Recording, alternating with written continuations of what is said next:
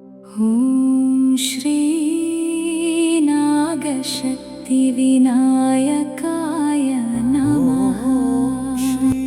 ಪವಿತ್ರ ನಾಗ, ತಮೋಗುಣ, ರಜೋಗುಣ, ಸತ್ವಗುಣ, ಷಟ್ಕೋಣ, ತ್ರಿಕೋಣ. ಶ್ರೀ ನಾಗಶಕ್ತಿ ವಿನಾಯಕ ಮಂಡಲ.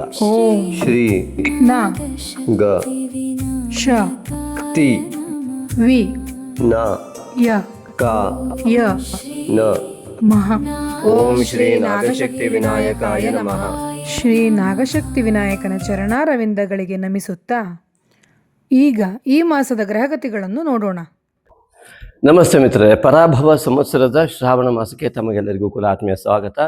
ವಿಶೇಷವಾಗಿ ತಮ್ಮನೇಲಲ್ಲಿ ನಾವೇನು ಹಾಕಿದ್ದೀವಿ ಅಂತಂದರೆ, ಈ ಯೋಗವನ್ನು ಪಡೆಯೋದಕ್ಕೆ ನಿಮಗೆ ಅರ್ಹತೆ ಇದೆಯಾ ಅಂತ. ಯಾಕೆ ಅಂತಂದರೆ, ಅನೇಕರು ಕಮೆಂಟ್ ಮಾಡಿ ಮತ್ತು ಅನೇಕ ಗೊಂದಲಮಯವಾದ ಮನಸ್ಸಿನಿಂದ ಪ್ರಶ್ನಿಸಿದ್ದಾರೆ ಕೂಡ. ಅದು ಸ್ವಾಭಾವಿಕ ಕೂಡ ಹೌದು. ವಿಶೇಷವಾಗಿ ಒಂದೇ ನಕ್ಷತ್ರ, ಉದಾಹರಣೆ ಅಶ್ವಿನಿ ನಕ್ಷತ್ರದವರು ಕೋಟಿ ಕೋಟಿ ಜನರು ಇರ್ತಾರೆ.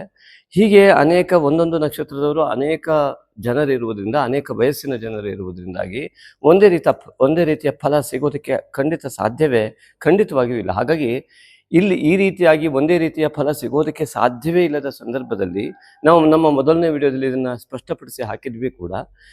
ಈ ಒಂದು ರೀತಿಯ ಫಲಗಳನ್ನು ಹೇಳುವ ಅಗತ್ಯ ಇದೆಯೇ ಅಂತ ಕೇಳಿದ್ರೆ, ಇದರೊಂದು ಸ್ಪಷ್ಟತೆಯನ್ನು ಕೊಟ್ಟು ಮುಂದುವರಿತೇನೆ ಮಿತ್ರರೇ.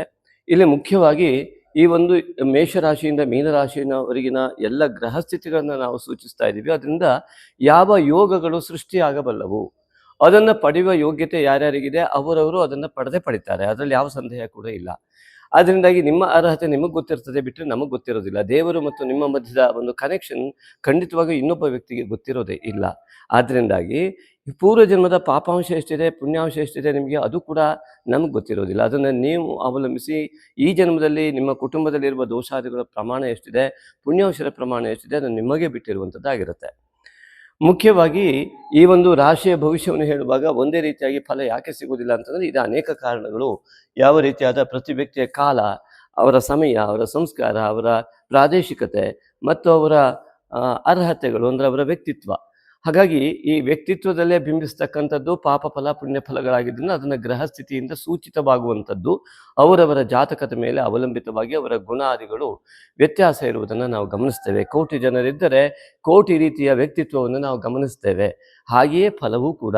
ಅರ್ಥಾತ್ ಭೌಗೋಳಿಕವಾಗಿರ್ತಕ್ಕಂತಹ ಈ ಒಂದು ಗ್ರಹಸ್ಥಿತಿಗಳು ಎಷ್ಟೊಂದು ಯೋಗವನ್ನು ಸೂಚಿಸ್ತಾ ಇದೆ, ಭೌಗೋಳಿಕವಾದಂತಹ ವ್ಯವಸ್ಥೆಯನ್ನು ಸೂಚಿಸ್ತಾ ಇದೆ. ಹಾಗೆಯೇ ದೇಹದ ಆರೋಗ್ಯದ ಜೊತೆಗೆ ನಿಮ್ಮ ದೇಹದ ಆ ಒಂದು ಪ್ರಕೃತಿಯನ್ನು ಅನುಸರಿಸಿ ರೋಗಗಳು ಹೇಗೆ ಬರ್ತವೆಯೋ ಅದೇ ರೀತಿಯಾಗಿ ದೋಷಗಳನ್ನು ಅನುಸರಿಸಿ ಕೆಟ್ಟ ಸಮಯ ಬರ್ತದೆ. ನಿಮ್ಮ ದೇಹದ ಆರೋಗ್ಯ, ಆಹಾರ ಪದ್ಧತಿಯ ಮೇಲೆ ಅತ್ಯುತ್ತಮವಾದ ಆರೋಗ್ಯ ಮತ್ತು ಸಂತೋಷ ಹೇಗೆ ಲಭ್ಯವೋ ಅದೇ ರೀತಿಯಾಗಿ ನಿಮ್ಮ ವ್ಯಕ್ತಿತ್ವ, ಉತ್ತಮ ವ್ಯಕ್ತಿತ್ವ, ಗುರುತತ್ವಾದಿಗಳ ಜಾಗೃತಿಯಿಂದ, ಆ ಬುಧ ತತ್ವಾದಿಗಳ ಜಾಗೃತಿಯಿಂದ ನಿಮ್ಮ ಉತ್ತಮ ಯೋಗ ಭಾಗ್ಯಗಳು ತೆರೆದುಕೊಳ್ತವೆ. ಅದಕ್ಕೆ ಛಾಯೆಯ ರೂಪದಲ್ಲಿರುವುದೇ ರಾಹುಕೇತು ದೋಷ ಎಂಬುದಾಗಿ ಅತ್ಯಂತ ಸ್ಪಷ್ಟವಾದ ಉಲ್ಲೇಖವನ್ನು ನಾವು ಮಾಡಿದ್ದೇವೆ. ಆದ್ದರಿಂದಾಗಿ ಈ ರಾಹುಕೇತುವಿನ ದೋಷವನ್ನು ನಿವಾರಣೆ ಮಾಡಿಕೊಳ್ಳಿಕ್ಕೆ ಏನು ಮಾಡಬೇಕು ಅನ್ನೋದನ್ನು ನಾವು ಪ್ರತಿ ವಿಡಿಯೋದಲ್ಲಿ ಹೇಳ್ತಾ ಬಂದಿದ್ದೇವೆ, ಇನ್ನು ಮುಂದೂ ಕೂಡ ಹೇಳ್ತೇವೆ. ದಯವಿಟ್ಟು ಅದನ್ನು ಗಮನಿಸಿ. ಪ್ರತಿಯೊಬ್ಬರು ಕೂಡ ಉತ್ತಮ ಫಲವನ್ನು ಪಡೆಯಲಿಕ್ಕೆ ಇಷ್ಟೊಂದು ಯೋಗ ಇದ್ದರೂ ಯಾಕೆ ನಿಮಗೆ ಆ ಫಲ ಸಿಗ್ತಾ ಇಲ್ಲ ಅಂತ ನೀವು ವೈಯಕ್ತಿಕ ಚಿಂತನೆಯನ್ನು ಮಾಡಿಕೊಳ್ಬೇಕು. ಅನೇಕರು ಹೇಳ್ತಾರೆ, ಎಷ್ಟು ವರ್ಷ ಆದರೂ ನಮಗೆ ಒಳ್ಳೆಯ ಫಲ ಬಂದೇ ಇಲ್ಲ. ಖಂಡಿತವಾಗಿ ಬರದೇ ಇರಬಹುದು. ಅನೇಕರು ಹೇಳ್ತಾರೆ, ನಮಗೆ ಯಾವತ್ತೂ ಕೆಟ್ಟದ್ದೇ ಆಗಿಲ್ಲ. ಇನ್ನೊಬ್ರು ಹೇಳ್ತಾರೆ, ಎಲ್ಲ ಮಿಶ್ರಣವಾದ ಜೀವನ. ಖಂಡಿತವಾಗಿಯೂ ಇದೇ ರೀತಿ ಇರುತ್ತೆ ಜೀವನ. ಅದಕ್ಕೋಸ್ಕರವಾಗಿ ಯೋಗ ಬಂದಿದ್ದನ್ನು ಬಳಸ್ಕೊಳ್ಳಿ ಅಂತ ಮಾತ್ರ ನಾವು ಹೇಳ್ತಾ ಇದ್ದೇವೆ. ಅಂತಹ ಎಲ್ಲ ಯೋಗಗಳು ನಿಮಗೆ ಲಭ್ಯವಾಗುವಂಥ ಅರ್ಹತೆಯನ್ನು ನೀವು ಪಡೀರಿ ಅಂತ ಹೇಳ್ತೇವೆ. ಹೇಗೆ ವಿದ್ಯಾರ್ಹತೆಯನ್ನು ಅವಲಂಬಿಸಿ ಯಾವ ಉದ್ಯೋಗ ಭಾಗ್ಯ ಸಿಗ್ತದೆಯೋ, ದೇಹದ ಒಂದು ಆರೋಗ್ಯ ಇತ್ಯಾದಿಗಳನ್ನು ಅವಲಂಬಿಸಿ ರೋಗ ಅಥವಾ ಭೋಗಾದಿಗಳ ವ್ಯವಸ್ಥೆಗಳು ಉಂಟಾಗ್ತದೆಯೋ, ತುಂಬ ಜ್ವರ ಬಂದಿದೆ, ಏನನ್ನು ತಿನ್ನೋದಕ್ಕೆ ಆಗೋದಿಲ್ಲ. ಹಾಗಾಗಿ ದೋಷಯುಕ್ತವಾದಂತಹ ದೇಹ ಎಲ್ಲ ಅರ್ಹತೆಯನ್ನು ಕಳ್ಕೊಳ್ತದೆಯೋ ಅದೇ ರೀತಿಯಾಗಿ ದೋಷಯುಕ್ತವಾದ ವ್ಯಕ್ತಿತ್ವ ಉತ್ತಮ ಯೋಗದ ಅರ್ಹತೆಯನ್ನು ಕಳ್ಕೊಳ್ತದೆ, ಪಡೆಯುವ ಅರ್ಹತೆಯನ್ನು ಸ್ವಾಭಾವಿಕವಾಗಿ ಕಳ್ಕೊಳ್ತದೆ. ನಮಗೆ ಉತ್ತಮವಾಗಿದ್ದು ಬೇರೆಯವರಿಗೆ ಉತ್ತಮವಾಗಿರಬೇಕು ಅನ್ನೋದು ಯಾವುದೂ ಇಲ್ಲ. ಆದರೆ ಸ್ವಾಭಾವಿಕವಾಗಿ ನಿತ್ಯ ಸತ್ಯದ ಕಡೆಗೆ ನಾವು ಗಮನಿಸಬೇಕಾಗತ್ತೆ. ನಮಗೆ ಬೇಕಾಗಿದ್ದು ಸಂತೋಷ, ನೆಮ್ಮದಿ ಅಂತ ಆದರೆ ಆ ನಿಟ್ಟಿನಲ್ಲಿ ನಮ್ಮ ನಿತ್ಯದ ಪ್ರತಿ ಕ್ಷಣವನ್ನು ನಾವು ಕಳೀತಾ ಇದ್ದೀವಿ ಅಂದರೆ ಖಂಡಿತವಾಗಿ ಯೋಗಗಳು ಅಲ್ಲಿ ನಿಮಗೆ ತೆರೆದುಕೊಳ್ತವೆ. ಆ ಒಂದು ಛಾಯೆ ಇರುವುದನ್ನು ಹೋಗಲಾಡಿಸಲಿಕ್ಕೆ ಶ್ರೀ ನಾಗಶಕ್ತಿ ವಿನಾಯಕನ ಮಾನಸ ಪೂಜೆಯನ್ನು ಮಾಡಿ ಅಂತ ನಾವು ಪ್ರತಿ ವಿಡಿಯೋದಲ್ಲಿ ಹೇಳಿದ್ದೀವಿ. ಅದೇ ರೀತಿಯಾಗಿ ಈಗಲೂ ಕೂಡ ಹೇಳ್ತೇವೆ, ಯಾರು ವಿಡಿಯೋವನ್ನು ಹೊಸದಾಗಿ ನೋಡ್ತಾ ಇದ್ರೋ ದಯವಿಟ್ಟು ಸಬ್ಸ್ಕ್ರೈಬ್ ಮಾಡಿ ನಮ್ಮ ಚಾನಲ್ನಲ್ಲಿ ಬರುವ ಎಲ್ಲ ವಿಶೇಷ ಮಾಹಿತಿಯನ್ನು ಪಡೆಯಬಹುದು. ಜೊತೆಗೆ ಈ ಒಂದು ವಿಡಿಯೋವನ್ನು ಅನೇಕರಿಗೆ ಶೇರ್ ಮಾಡುವ ಮೂಲಕವಾಗಿ ನಿಮ್ಮ ವಿಶಾಲ ಮನೋಭಾವನೆಯಿಂದ ಅನೇಕರಿಗೆ ಒಳ್ಳೆಯದಾಗುವಂತೆ ಮಾಡ್ಬೋದು. ಯಾರಿಗೆ ಮಾನಸ ಪೂಜೆ ಬಗ್ಗೆ ಕಲ್ಪನೆ ಬಂದಿಲ್ಲ ಅವರು ಖಂಡಿತವಾಗಿಯೂ ಮಾನಸ ಪೂಜೆ ಅಂತ ನಮಗೆ ವಾಟ್ಸಪ್ ಮಾಡುವ ಮೂಲಕವಾಗಿ ಆ ಮಾನಸ ಪೂಜೆಯನ್ನು ಉಚಿತವಾಗಿ ಪಡೆಯಬಹುದು. ಅಷ್ಟೇ ಅಲ್ಲ, ಈಗಾಗಲೇ ಅನೇಕರು ಅದನ್ನು ಮಾಡ್ತಾ ತಮ್ಮ ಜೀವನದಲ್ಲಿ ನಾವೆಷ್ಟು ತಪ್ಪು ತಿಳ್ಕೊಂಡಿದ್ವಿ, ನಮ್ಗೆ ಇಷ್ಟೊಂದು ಸುಲಭವಾದಂತಹ ಮಾನಸಿಕ ಸ್ಥಿತಿಗೆ ನಾವು ಬರ್ತೀವಿ. ಉದಾಹರಣೆ ಡಿಪ್ರೆಷನ್ ಇರ್ಬೋದು, ಇತ್ಯಾದಿಗಳೆಲ್ಲ ಏನಿದೆ, ಆಂಗ್ಸೈಟಿ ಇತ್ಯಾದಿಗಳು. ಈ ಮಾನಸ ಪೂಜೆಯನ್ನು ಮಾಡ್ತಾ ಹೋಗೋದ್ರಿಂದ ಅವರಿಗೆ ಅನೇಕರಿಗೆ ಮನಸ್ಸು ರಿಲ್ಯಾಕ್ಸ್ ಆಗ್ತಾ ಅವರ ಯೋಗ ಓಪನ್ ಆಗ್ತದೆ. ನಾವು ಏನು ಯೋಚನೆ ಮಾಡಬೇಕು ಅಂತ ಗೊತ್ತಾಗ್ತಾ ಇದೆ. ಮಾಯೆಯ ಬಲೆಯಿಂದ ಹೊರಬರುವ ವ್ಯವಸ್ಥೆ ಅನೇಕರಿಗೆ ಆಗಿದೆ ಅಂತ ಈಗಾಗಲೇ ಉತ್ತಮವಾದ ಫೀಡ್ಬ್ಯಾಕ್ ಕೊಡ್ತಾ ಇದ್ದಾರೆ. ಅವರೆಲ್ಲರಿಗೂ ಕೂಡ ನಮ್ಮ ಆತ್ಮೀಯ ಧನ್ಯವಾದಗಳು.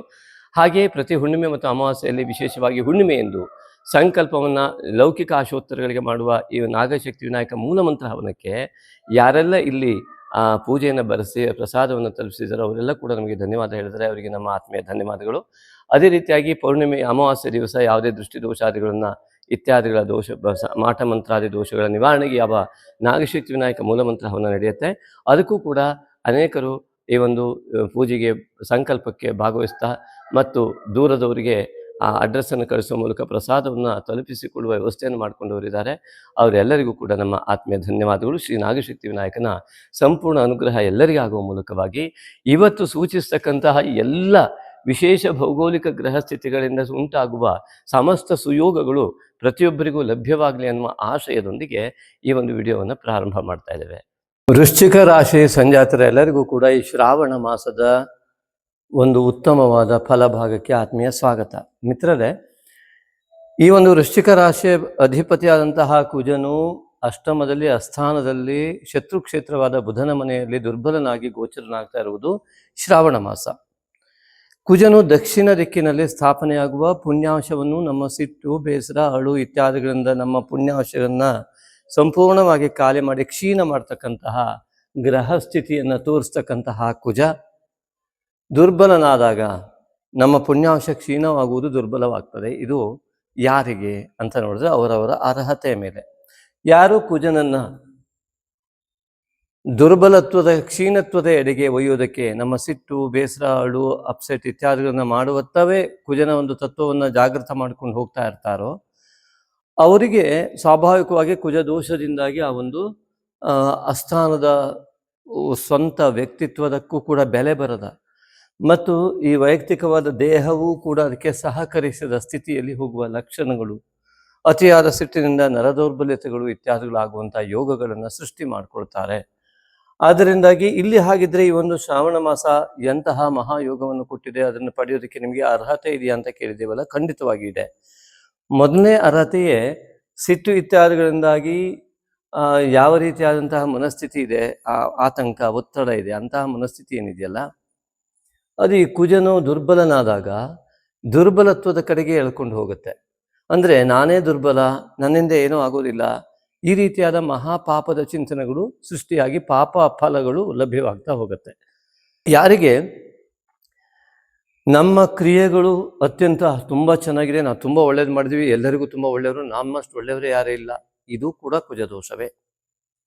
ಅವು ಯಾವುದೂ ಇಲ್ಲದೆ ನಿರಾಡಂಬರವಿರುವಂತಹ, ನಿಸ್ವಾರ್ಥವಾದಂತಹ, ನಿರಹಂಕಾರವಾದಂತಹ, ಸಾಮಾನ್ಯವಾದಂತಹ ನಿಜವಾದ ಜ್ಞಾನದ ವಿಧೇಯತೆ ಇರುವಂಥವರಿಗೆ, ಸವಿನಯದಿಂದ ಮಾತನಾಡುವಂತಹ ವ್ಯಕ್ತಿಗಳಿಗೆ, ತಾಯಿ ತಂದೆಯ ಜೊತೆಗೆ ಅತ್ಯಂತ ಗೌರವದ ಜೊತೆಗೆ ಗುರು ಹಿರಿಯರನ್ನು ಗೌರವಿಸ್ತಾ ಅವರ ತಾಯಿ ತಂದೆಯರಿಗೆ ತಿರುಗಿ ಮಾತನಾಡದೆ ಯಾರೆಲ್ಲ ಅವರ ಮಾರ್ಗದರ್ಶನವನ್ನು ಪಡೆದು ಮುನ್ನುಗ್ತಾ ಇದ್ದಾರೋ ಅಂಥವರಿಗೆ ಈ ಕುಜನ ಒಂದು ಶೀಘ್ರ ತತ್ವದಿಂದಾಗಿ ಇವನು ದುರ್ಬಲನಾದರೂ ಕೂಡ ಗುರುವಿನ ಅವನ ಸಂಸ್ಕಾರ, ಈ ವ್ಯಕ್ತಿಯ ಸಂಸ್ಕಾರ ಇಲ್ಲಿ ಕೆಲಸ ಮಾಡುತ್ತೆ.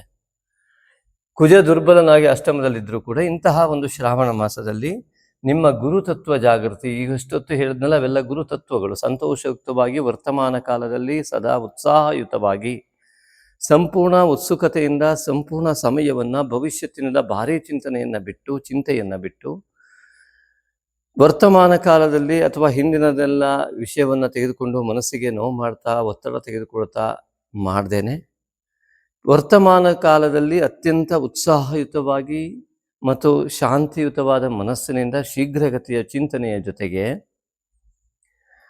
ಅತ್ಯಂತ ತನ್ನನ್ನು ತಾನು ತೊಡಗಿಸಿಕೊಳ್ಳುವಿಕೆ, ಸಂಪೂರ್ಣವಾಗಿ ಸಮಯ ವ್ಯರ್ಥ ಮಾಡದೆ ತೊಡಗಿಸಿಕೊಳ್ಳುವಿಕೆಯ ಭವಿಷ್ಯತ್ತಿನ ಬುನಾದಿಯಾಗಿ, ಭೂತಕಾಲದ ಭದ್ರ ಬುನಾದಿಯಾಗಿ, ಭೂತಕಾಲದ ಒಂದು ಉತ್ತಮ ಭೂತಕಾಲವಾಗಿ ಪರಿವರ್ತಿತವಾಗಿ ಆ ಭೂತಕಾಲವು ಕೂಡ ಭವಿಷ್ಯತ್ತಿನ ಒಂದು ಬುನಾದಿಯಾಗುವಂತೆ ಮಾಡುವಂತಹ ವರ್ತಮಾನ ಕಾಲ ತತ್ವವನ್ನು ಅನುಸರಿಸುವ ಗುರುತತ್ವವನ್ನು ಅನುಸರಿಸಿದವರಿಗೆ ಕುಜ ದುರ್ಬಲನಾಗಿ ಅಸ್ಥಾನದಲ್ಲಿ ಕಂಡುಬಂದರೂ ವೈಯಕ್ತಿಕವಾಗಿ ಯಾವುದೇ ಯೋಗಗಳಿಲ್ಲದ ವ್ಯಕ್ತಿಗಳಿಗೂ ಕೂಡ ಗುರುವಿನ ದೃಷ್ಟಿಯಿಂದಲೇ ಯೋಗ ಸೃಷ್ಟಿಯಾಗುವ ಯೋಗ ಇಲ್ಲಿ ಖಂಡಿತವಾಗಿಯೂ ಮಹಾಗುರುವು ದ್ವಿತೀಯಾಧಿಪತಿಯಾಗಿಯೂ ಪಂಚಮಾಧಿಪತಿಯಾಗಿ ಜ್ಞಾನಕಾರಕನು ಭಾಗ್ಯದಲ್ಲಿ ಉಚ್ಚ ಸ್ಥಾನದಲ್ಲಿ ಇರುವುದರಿಂದ ಮಹಾಯೋಗ ಈ ಒಂದು ವೃಶ್ಚಿಕ ರಾಶಿಯವರಿಗೆ. ಹಾಗಾಗಿ ಯಾರಿಗೆಲ್ಲ ಈ ಒಂದು ಸಾಮರ್ಥ್ಯ ಇರುತ್ತಲ್ಲ, ಅರ್ಹತೆ ಇರುತ್ತಲ್ಲ, ಅವರು ಈ ಒಂದು ಶ್ರಾವಣ ಮಾಸದಲ್ಲಿ ಅಸಾಧ್ಯವಾದಂತಹ ಮಾನಸಿಕ ಮತ್ತು ಯೌಗಿಕವಾದಂತಹ ಮಹಾ ಬೆಳವಣಿಗೆಯನ್ನು ಹೊಂದುತ್ತಾರೆ. ಹಾಗಾಗಿ ಆರ್ಥಿಕ ಸ್ಥಿತಿಯಲ್ಲೂ ಕೂಡ ಉನ್ನತಿ, ಕುಟುಂಬದಲ್ಲಿ ಗೌರವ ಹಾಗೂ ಮಿತ್ರ ಕ್ಷೇತ್ರದಲ್ಲಿ ಅತ್ಯುನ್ನತಿ, ಉದ್ಯೋಗ ಕ್ಷೇತ್ರದಲ್ಲಿ ಮಹಾಸಾಧನೆ ಇತ್ಯಾದಿಗಳನ್ನು ಮಾಡುವ ಯೋಗವನ್ನು ಗುರು ದೃಷ್ಟಿಯಿಂದ ಮಾತ್ರದಿಂದಲೇ ಪಡೆಯಬಲ್ಲ ಯೋಗವನ್ನು ವೃಶ್ಚಿಕ ರಾಶಿಯವರು ಪಡೆದಿದ್ದಾರೆ.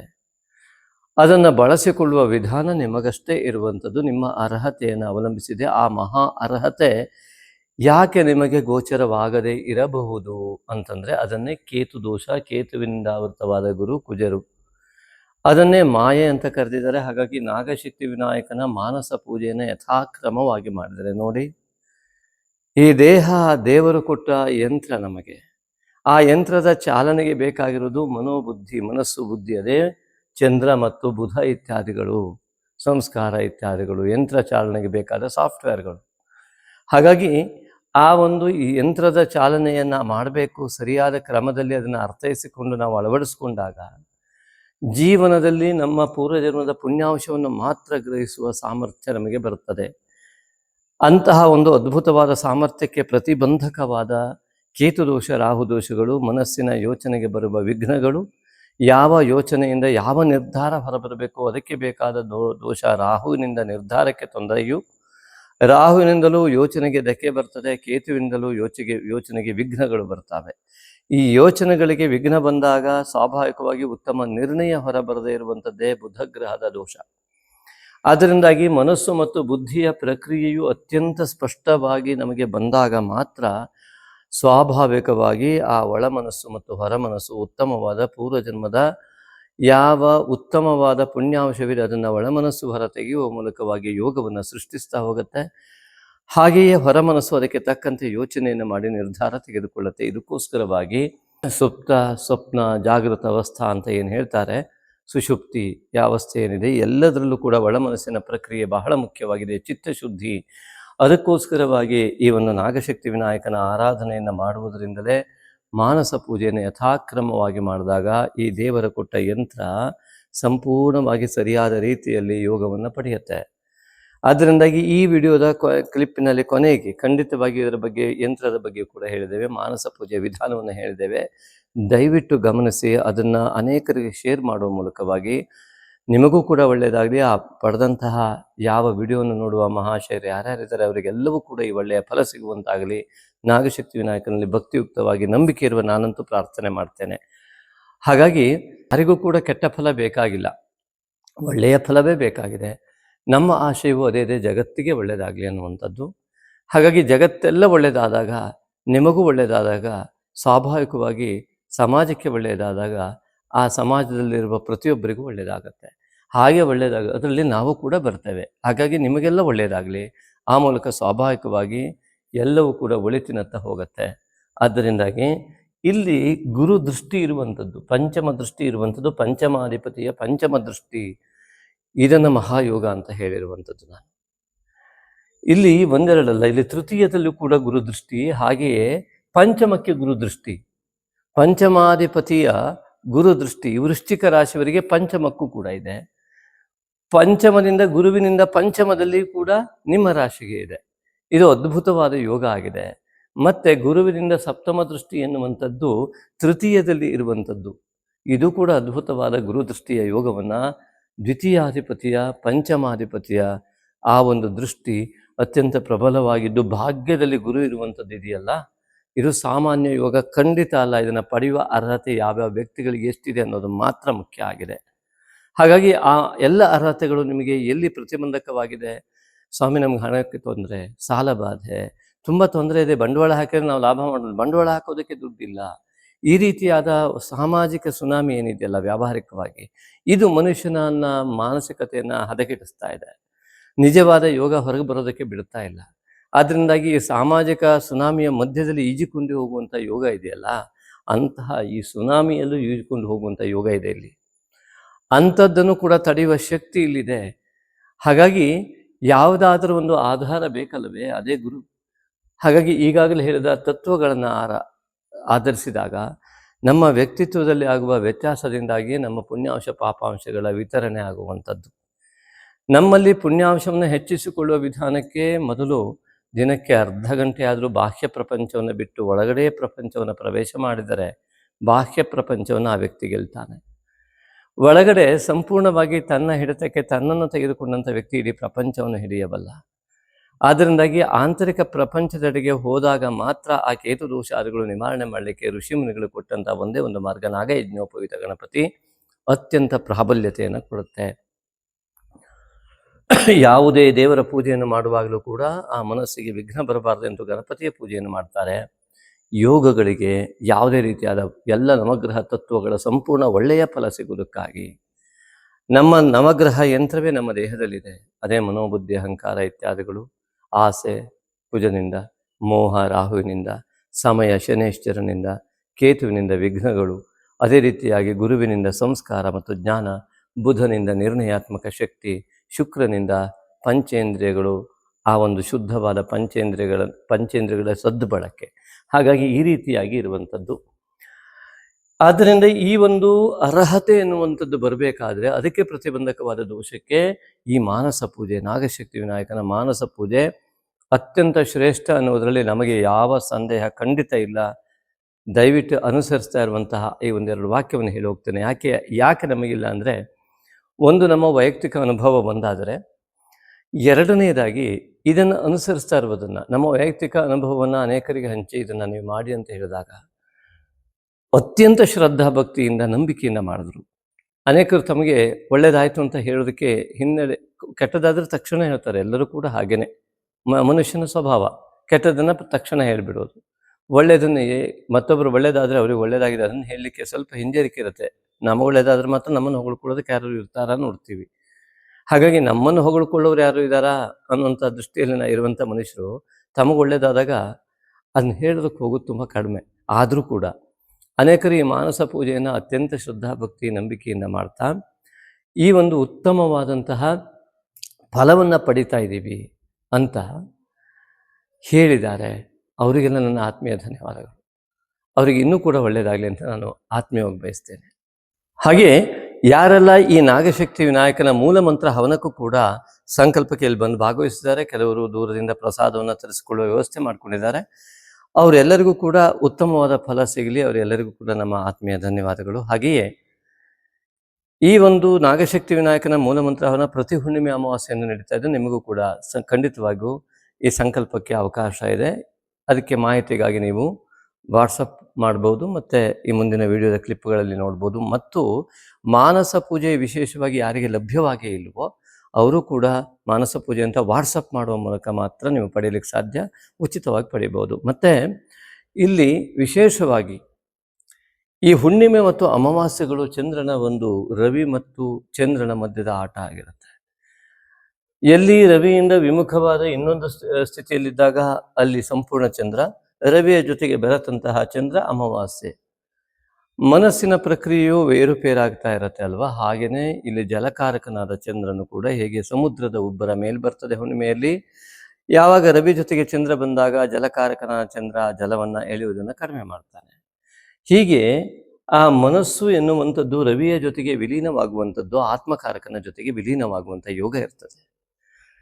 ಈ ಬಾರಿ ಸೃಷ್ಟಿಯಾದಂತಹ ಯಾವ ರವಿಯ ಮನೆಯಲ್ಲಿಯೇ ನೋಡಿ, ಕರ್ಕಾಟಕ ಸಂಕ್ರಮಣವನ್ನು ಮಾಡಿ ಸಿಂಹ ಸಂಕ್ರಮಣವನ್ನು ಮಾಡಿ ಸ್ವಸ್ಥಾನಕ್ಕೆ ಬಂದಂಥ ರವಿ ಅತ್ಯಂತ ಪ್ರಖರತೆಯನ್ನು ಹೊಂದಿದ್ದಾನೆ. ಅತ್ಯಂತ ಪ್ರಖರತೆಯಲ್ಲಿ ಈತ ಅಮಾವಾಸ್ಯೆಯನ್ನು 11-9 ಸೃಷ್ಟಿಯಾಗ್ತಾ ಇದೆ ರವಿಚಂದ್ರ ಸಂಯೋಗದಿಂದ. ತಾಯಿ ಮತ್ತು ತಂದೆಯ ಕಾರಕ ಚಂದ್ರ ರವಿ ಸಮ್ಮಿಳನವೇ ಸೃಷ್ಟಿಗೆ ಉದಯ. ಹಾಗಾಗಿ ಯಾವಾಗ ಮನಸ್ಸು ಆತ್ಮನಲ್ಲಿ ಲೀನವಾಗುವ ಪ್ರಕ್ರಿಯೆಗೆ ಒಳಗಾಗ್ತದೆಯೋ ಒಂದು ಅದ್ಭುತ ಸೃಷ್ಟಿ ಅಲ್ಲಿ ಉಂಟಾಗತ್ತೆ. ಅದನ್ನೇ ಅಧ್ಯಾತ್ಮ ಯೋಗ ಅಂತ ಕರಿತೇವೆ. ಮೋಕ್ಷಕಾರಕನಾದ ಕೇತುವು ಕೂಡ ಆತ್ಮಕಾರಕನ ಜೊತೆಗೆ ಇಲ್ಲಿ ಕಾಣ್ತಾ ಇರುವಂಥದ್ದು. ಚಂದ್ರ ಕೇತುಯುತಿ, ಬುಧ ಕೇತುಯುತಿ, ಮನಸ್ಸು, ಬುದ್ಧಿ ಮತ್ತು ಆತ್ಮಕಾರಕತ್ವ ಇವೆಲ್ಲವೂ ಕೂಡ ಒಂದೇ ಕಡೆ ಬರತಕ್ಕಂಥದ್ದು. ಅದು ಸಿಂಹ ರಾಶಿಯಲ್ಲಿ ಬಂದಿರತಕ್ಕಂಥದ್ದು. ಇಲ್ಲಿ ಈ ಒಂದು ವೃಶ್ಚಿಕ ರಾಶಿಯವರಿಗೆ 7, 8, 9, 10 ಕರ್ಮಸ್ಥಾನದಲ್ಲಿ ಅದ್ಭುತವಾದ ಯೋಗ. ಯಾಕೆ ಅಂತ ಹೇಳ್ತೇನೆ ಕೇಳಿ. ಕರ್ಮಸ್ಥಾನದಲ್ಲಿ ಪೂರ್ವ ಜನ್ಮದ ಕರ್ಮವನ್ನು ಕೊಡಲಿಕ್ಕಾಗಿ ಈ ಗೋಚಾರದಲ್ಲಿ ಬಂದಿರುವಂಥದ್ದು. ಯಾವ ಕರ್ಮ? ಕೇತು ಅಧ್ಯಾತ್ಮ ಯೋಗ. 7 ಜನ್ಮದಲ್ಲಿ ಮಾಡಿದಂತಹ ಮಂತ್ರ ಸಿದ್ಧಿಯನ್ನು ಪಡೆಯುವ ಯೋಗ, ಯಾವ ಪುಣ್ಯಾಂಶವನ್ನೆಲ್ಲ ಪಡೆಯುವ ಯೋಗ ಈ ಒಂದು ಅಮಾವಾಸ್ಯೆಯ ಸಂಕಲ್ಪದಿಂದ ಮತ್ತು ಈ ಒಂದು ತಿಂಗಳಲ್ಲಿ ಅದ್ಭುತವಾಗಿ ಸೃಷ್ಟಿಯಾಗಿದೆ.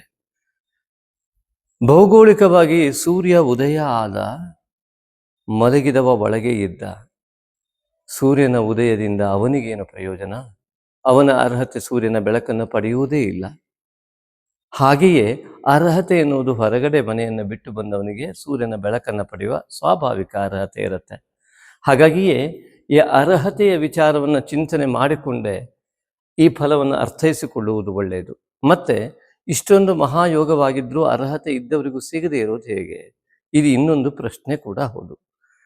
ಎಷ್ಟೋ ಜನ ನಾವು ತುಂಬ ಒಳ್ಳೆಯವರು, ಭಾಳ ಜನಕ್ಕೆ ಉಪಕಾರ ಮಾಡಿದ್ವಿ, ನಾವು ಕೆಟ್ಟವರೇ ಅಲ್ಲ ಅಂತ ಹಣೆಪಟ್ಟಿ ಹಾಕ್ಕೊಳ್ತೀರಾ? ಖಂಡಿತವಾಗಿ ಮಾಡ್ತೀವಿ. ಆದರೆ ಅದೆಲ್ಲ ಸತ್ಯವೇ ಇರಬಹುದು. ಆದರೆ ನಮಗೆ ನಾವು ನೋವುಂಟು ಮಾಡಿಕೊಳ್ಳುವ ಮಾನಸಿಕ ಚಿಂತನೆ ಇದೆಯಲ್ಲ, ಅದಕ್ಕಿಂತ ದೊಡ್ಡ ಪಾಪವೇ ಇಲ್ಲ. ಆತ್ಮದ್ರೋಹ ಮಹಾಪಾಪ ಆಗಿರುವುದರಿಂದ ಸಂತೋಷಕ್ಕೆ ವ್ಯತಿರಿಕ್ತವಾದಂತಹ ಯೋಚನೆಗಳು, ನಿರ್ಧಾರಗಳು, ನಮ್ಮ ನಿರಂತರ ಕೊರಗುವಿಕೆ ಮತ್ತು ಅಚಿಂತನೆಯ ಶೈಲಿ, ಭವಿಷ್ಯತ್ತಿನ ಬಗ್ಗೆಯ ಭಯ ಇವೆಲ್ಲವೂ ಕೂಡ ಅನೇಕರಿಗೆ ಸತ್ತೋಗ್ತೀನಿ ಅಂತ ಭಯ ಇರ್ತದೆ. ಭವಿಷ್ಯತ್ತನ್ನು ಸಾಯಲೇಬೇಕು ಹುಟ್ಟಿದ ಮೇಲೆ ಅಲ್ವಾ? ಇವತ್ತು ಕೆಲಸ ಮಾಡಿದ್ಮೇಲೆ ಅದಕ್ಕೆ ಫಲ ಸಿಗಲೇಬೇಕು. ಕರ್ಮಣ್ಯೇವಾಧಿಕಾರಸ್ತೆ ಮಾ ಫಲೇಶು ಕದಾಚನ. ಭಗವಂತ ಹೇಳ್ದ, ನಿನ್ನ ಶ್ರದ್ಧಾ ಭಕ್ತಿಗೆ ಯೋಗ್ಯವಾಗಿ ನಾನು ಫಲ ಕೊಡ್ತೀನಪ್ಪ, ಅದರ ಚಿಂತೆ ಬಿಟ್ಟುಬಿಡು ಅಂತ. ಹಾಗೇ ನಿಮ್ಮ ಮತ್ತು ನಿಮ್ಮ ಭಗವಂತನ ಆ ಒಂದು ಮಧ್ಯದ ಆ ಬಂಧ ಇದೆಯಲ್ಲ, ಅದು ನಮಗೆ ಹೇಗೆ ಗೊತ್ತಾಗಬೇಕು ಹೇಳಿ? ಅದರ ಪ್ರಮಾಣ ಎಷ್ಟಿದೆ ಅಂತ. ಅದರ ಆಧಾರದ ಮೇಲೆ ನೀವು ಫಲ ಪಡಿತೀರ, ಅದು ನಿಮ್ಮ ಅರ್ಹತೆ. ಅದರಿಂದಾಗಿ ಇಲ್ಲಿ ಸ್ವಾಭಾವಿಕವಾಗಿ ಈ ಒಂದು ಸ್ಥಾನದಿಂದ ದಶಮದಲ್ಲಿ ಈ ಯೋಗ ಉಂಟಾಗ್ತಾ ಇರುವಂಥದ್ದು. ಭಾಗ್ಯದಲ್ಲಿ ಗುರು ಇದ್ದು ಭಾಗ್ಯದ ಒಂದು ಸ್ಥಾನದಿಂದ ಇಲ್ಲಿ ಪಂಚಮ ದೃಷ್ಟಿಯನ್ನು ಗುರು ಇಟ್ಟುವಂಥ ಎಂತಹ ಜ್ಞಾನ ಯೋಗ. ಗುರುವಿನ ಪಂಚಮ ದೃಷ್ಟಿ, ಪಂಚಮಾಧಿಪತಿಯ ದೃಷ್ಟಿ, ಪಂಚಮಾಧಿಪತಿಯಾದ ಗುರುವಿನ ದೃಷ್ಟಿ, ಸಂಸ್ಕಾರ ಮತ್ತು ಜ್ಞಾನಕಾರಕನ ಗುರುವಿನ ದೃಷ್ಟಿ ಜ್ಞಾನಸ್ಥಾನದ ಮೇಲೆ, ಪಿತೃಸ್ಥಾನದ ಮೇಲೆ, ಪೂರ್ವ ಪುಣ್ಯಸ್ಥಾನದ ಮೇಲೆ ಎಂತಹ ಅದ್ಭುತ ಯೋಗ. ಅದರಂತೆ ತಕ್ಕಂತೆ ಈ ಒಂದು ರವಿಯು ಕೂಡ ಬುಧ ಯುತಿಯನ್ನು ಹೊಂದಿ, ಕೇತು ಯುತಿಯನ್ನು ಹೊಂದಿ, ಅಮಾವಾಸ್ಯೆಯು ಕೂಡ ಸೃಷ್ಟಿಯಾಗ್ತಾ ಇರುವಂಥ ಅವಸ್ಥೆ ಏನಿದೆಯಲ್ಲ, ಬುಧ ಇಲ್ಲಿ ಸಂಕ್ರಮಣ ಆಗ್ತಾನೆ ಕನ್ಯಾ ರಾಶಿಗೆ, ಅಮಾವಾಸ್ಯೆಯ ದಿನ ಅಲ್ಲಿರೋದಿಲ್ಲ. ಆದರೆ ಅದರ ಒಂದು ಸಮೀಪದಲ್ಲೇ ಎಲ್ಲವೂ ಕೂಡ ಸೃಷ್ಟಿಯಾಗ್ತಾ ಇದೆ, ಬಹಳ ದೂರದಲ್ಲಿ ಇಲ್ಲ. ಆದ್ದರಿಂದ ಮನಸ್ಸು ಮತ್ತು ಬುದ್ಧಿ ಆತ್ಮಲೀನವಾಗುವಾಗ ಕೇತು ಒಂದು ಪರದೆಯನ್ನು ಅಡ್ಡ ಮಾಡ್ತಾನೆ, ಒಂದಿಷ್ಟು ಪರೀಕ್ಷೆಯನ್ನು ಒಡ್ತಾನೆ, ವೈರಾಗ್ಯವನ್ನು ಮೂಡುವಂಥ ಘಟನೆಗಳನ್ನು ಘಟಿಸುವಂತೆ ಮಾಡ್ತಾನೆ. ನಿಮ್ಮ ಮೂಲ ಯೋಗವನ್ನು, ಲೌಕಿಕ ಯೋಗವನ್ನು ಮುಚ್ಚಾಕ್ಬಿಡ್ತಾನೆ. ವೈರಾಗ್ಯ ಬರಬೇಕಲ್ಲ, ಅದಕ್ಕೋಸ್ಕರವಾಗಿ ಈ ಒಂದು ವೈರಾಗ್ಯದಿಂದಾಗಿ, ಆ ವೈರಾಗ್ಯ ಜ್ಞಾನದಿಂದಾಗಿ ಅಶಾಶ್ವತ ಚಿಂತನೆ ಬರಲಿಕ್ಕೆ ಯಾವ ಆಸೆಯನ್ನು ಪಡ್ತಿರೋ ಅದ್ರ ಮೇಲೆ ಹೊಡೆತ ಬೀಳುತ್ತೆ. ಕೊನೆಯ ಕ್ಷಣದಲ್ಲಿ ತೊಂದರೆ ಆಗಿಬಿಡುವಂಥದ್ದು, ಲಾಭಾಂಶದಲ್ಲಿ ಹೊಡೆತ ಬೀಳುವಂಥದ್ದು ಯೋಗಗಳೆಲ್ಲ ಕೇತುವಿನ ಪ್ರಭಾವ. ನಿನ್ನನ್ನು ಯಾವುದೇ ಕೂಡ ನನ್ನ ಮಾಯೆಯಿಂದ ಬಿಡಿಸೋದಿಲ್ಲ ನಿನ್ನನ್ನು ಅಂತ ಕೇತು ಹೇಳುತ್ತಾನೆ. ಹಾಗಾಗಿ ಪೂರ್ವಜರು ಹೇಳಿದ್ರು, ಕೇತುವಿನ ದೋಷಕ್ಕೆ ವಿನಾಯಕನ ಪೂಜೆ ಮಾಡಿ. ಮನಸ್ಸು ಕೂತ್ಕೊಂಡಿದೆ, ಹಾಗಾಗಿ ನವಗ್ರಹ ಪೂಜೆಯ ವಿಧಾನದಲ್ಲಿ ಚಂದ್ರನ ವಿರುದ್ಧವಾಗಿ ಕೇತು, ಮನಸ್ಸಿನ ವಿರುದ್ಧ, ಮನಸ್ಸನ್ನು ಕೆಡಿಸೋದು ಕೇತು. ಅದನ್ನು ಕೇತು ದೋಷ ಅಂತ ಹೇಳ್ತಾರೆ. ಪೂಜೆ ಕೂತಿದ್ದೇವೆ ಈಶ್ವರನ ಪೂಜೆಗೆ, ನೋಡಿ ಈಶ್ವರ ಗಣಪತಿ ಅಪ್ಪ ಅಂತ ಪುರಾಣ ಕಥೆಗಳು. ಆದರೂ ಕೂಡ ಗಣಪತಿ ಪೂಜೆ ಬೇಕಲ್ಲ ಈಶ್ವರನ ಮಾಡಬೇಕು, ಪೂಜೆ ಮಾಡೋದಕ್ಕೆ. ಯಾಕೆಂದರೆ ಇದಕ್ಕಾಗೇನೆ ಮನಸ್ಸು ಈಶ್ವರನನ್ನು ನೆನೆದುಕೊಂಡು ಸಂಪೂರ್ಣವಾಗಿ ಅಲ್ಲಿಯೇ ತಲೀನವಾಗಬೇಕು. ಇದ್ದಕ್ಕಿದ್ದಾಗೆ ಆಫೀಸು, ಮಾರ್ಕೆಟು ಎಲ್ಲ ನೆನಪಾಗ್ಬಿಡ್ತು. ಇದೇ ವಿಘ್ನ. ಹಾಗಾಗಿ ಮನಸ್ಸು ಸಂಪೂರ್ಣವಾಗಿ ತೊಡಗಿಕೊಂಡ್ಬಿಟ್ರೆ ಆ ಪೂಜಾ ಫಲ ಸಿಕ್ಕೇ ಬಿಡುತ್ತೆ. ಅದು ಸಿಗಬಾರ್ದಲ್ಲ, ಅದು ಸಿಕ್ಕಿದ್ರೆ ಒಳ್ಳೇದಾಗ್ಬಿಡುತ್ತಲ್ಲ. ಹಾಗಾಗಿ ಇಂತಹ ಮಾನಸಿಕ ಸ್ಥಿತಿಯನ್ನು ಉಂಟು ಮಾಡೋದಕ್ಕೆ ಗಣಪತಿ ಪೂಜೆಯನ್ನು ಹೇಳಿದ್ದಾರೆ. ಅದರಲ್ಲಿ ನಾಗಯಜ್ಞೋಪವೀತ ಮಹಾಗಣಪತಿಯನ್ನು ಯಾರು ಮಾನಸ ಪೂಜೆಯ ರೀತಿಯಲ್ಲೇ ಮಾಡ್ತಾರೋ ಅತ್ಯಂತ ಅದ್ಭುತವಾದ ಫಲವನ್ನು ಪಡೆಯುವಲ್ಲಿ ಯಾವ ಸಂದೇಹವೇ ಇಲ್ಲ. ಹಾಗಾಗಿ ಈ ನಾಗಶಕ್ತಿ ವಿನಾಯಕನ ಆರಾಧನೆಯನ್ನು ಮಾಡ್ತಾ ಬನ್ನಿ, ಮಾನಸ ಪೂಜೆಯನ್ನು ಮಾಡ್ತಾ ಬನ್ನಿ ಅಂತ ನಾವು ತಮ್ಮಲ್ಲಿ ವಿನಂತಿ ಮಾಡ್ಕೊಳ್ತೇನೆ. ಆ ನಾಗಶಕ್ತಿ ವಿನಾಯಕನಲ್ಲಿ ಪ್ರಾರ್ಥನೆ ಕೂಡ ಮಾಡ್ಕೊಳ್ತೇನೆ, ನಿಮಗೆ ಅತ್ಯುತ್ತಮವಾದ ಯೋಗಗಳು ತೆರೆದುಕೊಳ್ಳಲಿ. ನಿಮಗೆ ಮೂಲ ಅದೆಷ್ಟೋ ಯೋಗಗಳು ಇದ್ದೇ ಇರುತ್ತೆ, ಎಷ್ಟೋ ಜನ್ಮದಲ್ಲಿ ಒಳ್ಳೆಯ ಫಲವನ್ನು, ಒಳ್ಳೆ ಪುಣ್ಯ ಕೆಲಸ ಮಾಡೇ ಇರ್ತೀರ. ಹಾಗಾಗಿ ಅಂತಹ ಒಂದು ಫಲವನ್ನು ಪಡೆಯೋದಕ್ಕೆ ಪ್ರತಿಬಂಧಕ ಕೇತು ದೋಷ, ಮಾಯೆ ಅದು ಎಲ್ಲ ಕೂಡ ಮರೆಮಾಚುತ್ತಾ ಇರುತ್ತೆ. ಅದಕ್ಕೆ ನಾಗಶಕ್ತಿ ವಿನಾಯಕನ ಆರಾಧನೆಯನ್ನು ಮಾಡ್ತಾ ಬಂದರೆ ರಾಹು ಮತ್ತು ಕೇತುವಿನಿಂದ ಉಂಟಾಗುವ ದೋಷಗಳು ಸಂಪೂರ್ಣ ನಿವೃತ್ತಿ ಆಗತ್ತೆ. ಆ ದೋಷದ ನಿವೃತ್ತಿಯಿಂದ ಪರದೆ ತೆರೆದಾಗ ಅದೇ ಕೇತುವು, ಮೋಕ್ಷಕಾರಕನಾದ ಕೇತುವು ನಿಮ್ಮ ಸಮಸ್ತ ವಿಧವಾದ ಕೆಟ್ಟ ಕರ್ಮಗಳಿಗೂ ಕೂಡ ಮೋಕ್ಷವನ್ನು ಕೊಡ್ತಾನೆ. ಹಾಗಾಗಿ ಆ ಒಂದು ಸಮಸ್ತ ವಿಧ ದುಷ್ಫಲಗಳು ನಿವಾರಣೆ ಆಗೋದಕ್ಕೆ ಇದೇ ಕೇತು ಕಾರಣ ಆಗ್ತಾನೆ.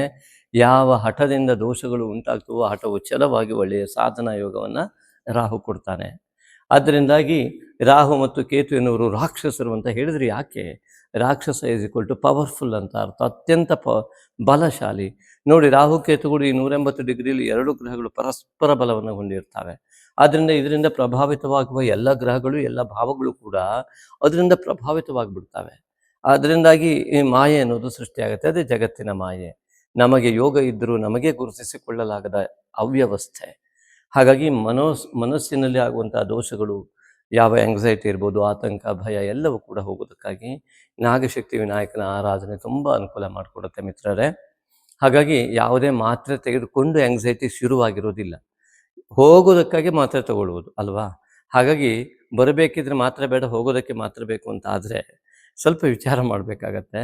ಹಾಗಾಗಿ ಇಲ್ಲೂ ಕೂಡ ಹೋಗೋದಕ್ಕೂ ಮಾತ್ರ ಬೇಕಾಗೋದಿಲ್ಲ. ಮನಸ್ಸನ್ನು ಮತ್ತು ಬುದ್ಧಿಯನ್ನು ಸರಿಯಾದ ಕ್ರಮದಲ್ಲಿ ಜೋಡಿಸುವ ಕ್ರಮಕ್ಕೆ ಈ ಮಾನಸ ಪೂಜೆ ಆಂತರಿಕವಾದ ಒಂದು ಸಾಧನೆಯತ್ತ ನೀವು ಹೊರಟಾಗ ನಿಮ್ಮ ಜೀವನವೇ ಬದಲಾಗತ್ತೆ. ನಿಮ್ಮ ಹಿಡಿತ ನಿಮ್ಮ ಮೇಲಿದ್ದಾಗ ಇಡೀ ಪ್ರಪಂಚದ ಅರಿವಿನ ಮೇಲೆ ನಿಮ್ಮ ಯೋಗಗಳು ತೆರವುಗೊಳ್ಳುತ್ತದೆ. ಈ ತೆರವುಗೊಳಿಸಿಕೊಳ್ಳುವಿಕೆಯನ್ನು ಮಾಡೋದಕ್ಕಾಗಿ ನಾಗಶಕ್ತಿ ವಿನಾಯಕನ ಆ ಒಂದು ಮಾನಸ ಪೂಜೆಯನ್ನು ಮಾಡೋದ್ರಿಂದ ನಿಮ್ಮ ಯೋಗಗಳನ್ನು ನೀವು ಪಡೆಯೋದಕ್ಕಾಗತ್ತೆ. ಜೊತೆಗೆ ಇನ್ನಷ್ಟು ಯೋಗಗಳನ್ನು ಸೃಷ್ಟಿಸಿಕೊಳ್ಳುವ ಸಾಮರ್ಥ್ಯ ನಿಮಗೆ ಬರುತ್ತೆ. ಎಷ್ಟೋ ಜನರಿಗೆ ಸ್ವಂತ ಉದ್ಯೋಗ ಮಾಡುವ ಮಹಾಯೋಗ ಇರುತ್ತೆ. ಅವರು ಬೇರೆಯವರ ಅದರಲ್ಲಿ ಕೆಲಸ ಮಾಡ್ತಾರೆ, ಬೇರೆಯವರ ಅಧೀನದಲ್ಲಿ, ಅಲ್ಲಿ ಅಡ್ಜಸ್ಟ್ ಆಗೋದಕ್ಕೆ ಆಗೋದಿಲ್ಲ. ಹಾಗಾಗಿ ತೊಂದರೆ ಪಡ್ತಾ ಅನೇಕ ಕಂಪ್ನಿಗಳಲ್ಲಿ ಕೆಲಸ ಮಾಡ್ತಾ ಬರ್ತಾರೆ. ಏನು ಮಾಡೋದು? ಅವರ ವೈಯಕ್ತಿಕ ಸಾಮರ್ಥ್ಯ ಇಲ್ಲಿ ವ್ಯಕ್ತವಾಗೋದಿಲ್ಲ. ಇವರ ವೈಯಕ್ತಿಕ ಸಾಮರ್ಥ್ಯ ಬೇರೆಯವರು ಉಪಯೋಗಿಸ್ಕೊಳ್ತಾ ಇರ್ತಾರೆ ಅಷ್ಟೇ. ಹಾಗಾಗಿ ನಾಗಶಕ್ತಿ ವಿನಾಯಕನ ಆ ಮಾನಸ ಪೂಜೆ ನಿಮ್ಮ ವೈಯಕ್ತಿಕ ಸಾಮರ್ಥ್ಯವನ್ನು ಬಳಸಿಕೊಳ್ಳುವಲ್ಲಿ ಯಶಸ್ವಿಯಾಗಿ ಮಾಡುತ್ತೆ. ಅದನ್ನು ಕೂಡ ದಯವಿಟ್ಟು ಮಾಡ್ತಾ ಬನ್ನಿ. ವಿಶೇಷವಾಗಿ ಅಮಾವಾಸ್ಯೆ, ಹುಣ್ಣಿಮೆ ಪ್ರತಿನಿತ್ಯ ಮಾಡುವ ನಿಮ್ಮ ಮಾನಸ ಪೂಜೆ, ತಾಯಿ ತಂದೆ ನಮಸ್ಕಾರದ ಜೊತೆಗೆ ಗುರು ಪ್ರಾರ್ಥನೆಯ ಜೊತೆಗೆ ಮಹಾಗಣಪತಿ ನಾಗಶಕ್ತಿ ವಿನಾಯಕನ ಮಾನಸ ಪೂಜೆಯನ್ನು ಮಾಡಿ, ಅದೇ ರೀತಿಗೆ ಅಮಾವಾಸ್ಯೆ ಹುಣ್ಣಿಮೆಯಂದು ಸಂಜೆ ರಾತ್ರಿಯ ಸಮಯದಲ್ಲಿ ಎಲ್ಲ ಪ್ರಕೃತಿಯಲ್ಲೂ ವ್ಯತ್ಯಾಸ ಆಗಿರುತ್ತೆ. ರಾತ್ರಿಯ ಸಮಯದಲ್ಲಿ ನೀವು ನಿಮಗಾದ ಸೂಕ್ತ ಸಮಯವನ್ನು ಸೃಷ್ಟಿಸಿಕೊಂಡು ಆ ಒಂದು ಸರಿಯಾದ ಸಮಯವನ್ನು ದೃಢವಾಗಿ ಆ ಸಮಯದಲ್ಲಿ ಮಾಡಲೇಬೇಕು ಅಂತ ತೀರ್ಮಾನ ಮಾಡಿ ನಾಗಶಕ್ತಿ ವಿನಾಯಕನ ಆ ಒಂದು ಮಾನಸ ಪೂಜೆಯನ್ನು ಭಕ್ತಿ ಶ್ರದ್ಧಾಯುಕ್ತವಾಗಿ ಸಂಪೂರ್ಣ ನಂಬಿಕೆಯಿಂದ ಮಾಡ್ತಾ ಅವನನ್ನು ಧ್ಯಾನಿಸ್ತಾ ಅದರ ಪದ್ಧತಿಯನ್ನು ಮುಂದೆ ಹಾಕಿದ್ದೀವಿ, ನೋಡ್ಕೊಳ್ಳಿ. ಅದನ್ನು ಮಾಡಿ 1000 ಓಂ ಶ್ರೀ ನಾಗಶಕ್ತಿ ವಿನಾಯಕಾಯ ನಮಃ ಎನ್ನುವುದರಿಂದ 1000 ಜಪ ಮಾಡಿದ್ರೆ 108, 10,000 ಜಪ ಮಾಡಿದ್ರೆ 1008 ಅಂತೇಳಿ ನೀರನ್ನು ಇಟ್ಟುಕೊಂಡು ಅಭಿಮಂತ್ರಣ ಮಾಡಿ ಆ ನೀರನ್ನು ಕುಡಿತಾ ಬನ್ನಿ. ಅಮಾವಾಸ್ಯೆ ದಿವಸ ನೀವು ಹಾಗೆ ಮಾಡ್ತಾ ಬರೋದ್ರಿಂದ ಪ್ರತಿ ದಿವಸವೂ ಕೂಡ ಮಾಡ್ತಾ ಬರ್ಬೋದು. ಅಮಾವಾಸ್ಯೆ ಮತ್ತು ಹುಣ್ಣಿಮೆ ಅತ್ಯಂತ ಪ್ರಶಸ್ತವಾಗಿದ್ದು ಆ ಸಾಧನಾ ಯೋಗಕ್ಕೆ, ಆರೋಗ್ಯದ ವಿಚಾರ, ಮಾನಸಿಕ ಆರೋಗ್ಯ, ಬೌದ್ಧಿಕ ಆರೋಗ್ಯ, ಯೋಗ, ಯೌಗಿಕ ಆರೋಗ್ಯ, ಆ ತಾಪತ್ರಯ ಅಂತ ಕರೀತಾರೆ. ಆದಿಭೌತಿಕ, ಆಧ್ಯಾತ್ಮಿಕ, ಆದಿದೈವಿಕ ಅನ್ನುವಂಥದ್ದು, ಅದನ್ನೆಲ್ಲ ಸರಿ ಮಾಡುವಂಥ ಯೋಗ ಈ ಕೇತುವಿಗಿದೆ. ಹಾಗಾಗಿ ಈ ರಾಹುಕೇತುವಿನಿಂದ ಪ್ರಭಾವ ಬೀಳ್ತಕ್ಕಂಥ ಈ ತಾಪತ್ರಯಗಳನ್ನು ನಿವಾರಿಸುವಂಥ ಯೋಗ ಇರುವುದರಿಂದ ಜಲಾಭಿಮಂತ್ರಣೆಯಿಂದ ಹೊಟ್ಟೆ ಭಾಗದಲ್ಲಿರುವಂಥ ಕೇತುವಿಗೆ ಸೇರಿದಾಗ ಸಂಪೂರ್ಣವಾಗಿ ಜಲತತ್ವವೇ ಇಡೀ ಆವೃತವಾಗಿರುವಾಗ, ದೇವ ಕೊಟ್ಟ ಯಂತ್ರವೇ ದೇಹ ಆಗಿರುವಾಗ ಈ ಯಂತ್ರದ ಒಂದು ಸಂಪೂರ್ಣವಾದಂತಹ ವ್ಯವಸ್ಥೆಗಳು ಸರಿಯಾಗೋದಕ್ಕೆ ಪ್ರಾರಂಭ ಆಗುತ್ತೆ ಯೌಗಿಕವಾಗಿ. ಹಾಗಾಗಿ ಅದನ್ನು ನೀವು ಮಾಡಿ ದಯವಿಟ್ಟು ಅದರ ಮೂಲಕವಾಗಿ ಉತ್ತಮ ಫಲ ಪಡೆಯಿರಿ. ಅದೇ ರೀತಿಯಾಗಿ ಈ ಒಂದು ವೃಶ್ಚಿಕ ರಾಶಿಯ ದ್ವಿತೀಯಾಧಿಪತಿ ಭಾಗ್ಯದಲ್ಲಿ ಕುಲದೇವತಾ ಆರಾಧನೆ ಫಲವನ್ನು ಸಂಪೂರ್ಣವಾಗಿ ನೀಡ್ತಾ ಇದ್ದಾನೆ. ಆರ್ಥಿಕ ಅಭಿವೃದ್ಧಿಗೆ ಮಹಾ ಸಹಕಾರ ಈ ಒಂದು ಗುರುವಿನಿಂದ, ಗುರು ತತ್ವದಿಂದ, ಗುರುಗಳ ಆಶೀರ್ವಾದದಿಂದ, ಗುರು ಮಾರ್ಗದರ್ಶನದಿಂದ ಮತ್ತು ದೊಡ್ಡ ದೊಡ್ಡ ಕೆಲಸಗಳಿಂದ ಖಂಡಿತವಾಗಿ ಸಾಧ್ಯ. ಹಾಗೆಯೇ ಏನು ತೃತೀಯದಲ್ಲಿ ಆ ಗುರುವಿನ ದೃಷ್ಟಿ ಇರುವಂಥದ್ದು, ಮಾತುಕತೆಗಳಲ್ಲಿ ಮಹಾ ಯಶಸ್ವಿ. ಮನಸ್ಸು ಮಾಡಿದರೆ ವೃಶ್ಚಿಕ ರಾಶಿಯವರು ಎಂತಹ ದೊಡ್ಡ ಜಗತ್ತನ್ನೇ ಆಳುವ ಶಕ್ತಿ ವೃಶ್ಚಿಕ ರಾಶಿಗಿದೆ. ಕುಜ ಕ್ಷತ್ರಿಯದ ಅಧಿಪತಿ, ಆದರೆ ಈಗ ಸ್ವಲ್ಪ ಸಂಯಮದಿಂದ ವರ್ತಿಸಬೇಕು. ಸ್ಥಾನದಲ್ಲಿ ಗುರು ಇದ್ದಾನೆ, ಕುಜ ಇದ್ದಾನೆ. ಹಾಗಾಗಿ ಅತ್ಯಂತ ಸಹನೆ ಭಾಳ ಮುಖ್ಯ ಇದೆ. ಶೀಘ್ರಗತಿಯ ಚಿಂತನೆ ಮುಖ್ಯ ಇದೆ. ಆಗ ನಿಮ್ಮ ಎಲ್ಲ ಕಾರ್ಯಗಳು ಮಹಾ ಯಶಸ್ವಿಯನ್ನು ಹೊಂದುತ್ತೆ. ಉದಾಹರಣೆಗೆ ಇವತ್ತಿನ ನಮ್ಮ ನರೇಂದ್ರ ಮೋದಿ ಇರುವಂಥದ್ದು ಇದೇ ವೃಶ್ಚಿಕ ರಾಶಿಯವರು. ಹಾಗಾಗಿ ಅವರು ಕ್ಷತ್ರಿಯ ಧರ್ಮ ಮತ್ತು ಜಗತ್ತನ್ನು ಆಳುವ ಶಕ್ತಿಯನ್ನು ಹೊಂದಿದ್ದಾರೆ. ಇದೊಂದು ಮಹಾಯೋಗ. ಹಾಗಾಗಿ ಅವರು ಎಷ್ಟು ಸುಮ್ಮನೆ ಇರ್ತಾರೋ ಅಷ್ಟು ಒಳ್ಳೆಯದು ಅಂತ ನಾನು ಕಿವಿ ಮಾತನ್ನು ಹೇಳ್ತೇನೆ. ಇಲ್ಲಿ ರಾಜಕೀಯ ನನಗೆ ಬೇಡ, ಅದರ ಅಗತ್ಯವೂ ನಮಗಿಲ್ಲ. ನಾವು ಕೇವಲ ದೈವ ಭಕ್ತತೆಯತ್ತ ಹೋಗೋಣ. ಜಗತ್ತು ಒಳ್ಳೆಯದಾಗಲಿ, ಜಗತ್ತಿಗೆ ಶಾಂತಿ ಉಂಟಾಗಲಿ. ಅದು ಯಾವ ವ್ಯಕ್ತಿಯಿಂದ ಆದರೇನು, ಯಾವುದೇ ವ್ಯಕ್ತಿಯೂ ಕೂಡ ವೃಶ್ಚಿಕ ರಾಶಿಯವನಾದರೆ ಅವನ ಯೋಗ ಈ ಥರ ಇದೆ ಅನ್ನೋದಕ್ಕೆ ಒಂದು ಉದಾಹರಣೆ ಕೊಟ್ಟೆ ಅಷ್ಟೆ. ಇನ್ನು ತೃತೀಯಕ್ಕೆ ಇರುವುದರಿಂದ, ತೃತೀಯದ ಅಧಿಪತಿಯ ಮೇಲೆ, ಶನೈಶ್ವರನ ಮೇಲೆ ವಿದೇಶದಲ್ಲಿ ಆಗುವಂಥ ಮಾತುಕತೆಗಳು, ವಿದ್ಯಾ ವಿಚಾರದಲ್ಲಿ ಮಾಡುವ ಡಿಸ್ಕಷನ್ ಇತ್ಯಾದಿಗಳು, ಆಳವಾದ ಅಧ್ಯಯನ PhD ಇತ್ಯಾದಿಗಳು, ದೂರ ದೇಶದಲ್ಲಿ ಓದುವ ಯೋಗ ಇತ್ಯಾದಿಗಳು, ಇವೆಲ್ಲವೂ ಕೂಡ ಮಹಾ ಯಶಸ್ಸಿನತ್ತ ಹೆಜ್ಜೆ ಇಡುವಂಥ ಯೋಗ ಇದೆ. ಪಂಚಮ ಶನಿ ಇದ್ದು ಕೆಲವರಿಗೆ ಅಹಂಕಾರ ಇದ್ದರೆ, ನನ್ನ ವಿದ್ಯೆ ನನ್ನ ದೊಡ್ಡ ಸಾಧನೆ ಅಂತ ಯೋಚನೆ, ಅಹಂಕಾರ ಇದ್ದರೆ, ಅಥವಾ ನನಗೇನು ಓದಿದ್ರೆ ತಲೆಗೆ ಹತ್ತೋದಿಲ್ಲ ಅಂತ ಯೋಚನೆ ಇದ್ದವರಿಗೆ ಖಂಡಿತವಾಗಿ ದುಷ್ಫಲ ಉಂಟಾಗತ್ತೆ.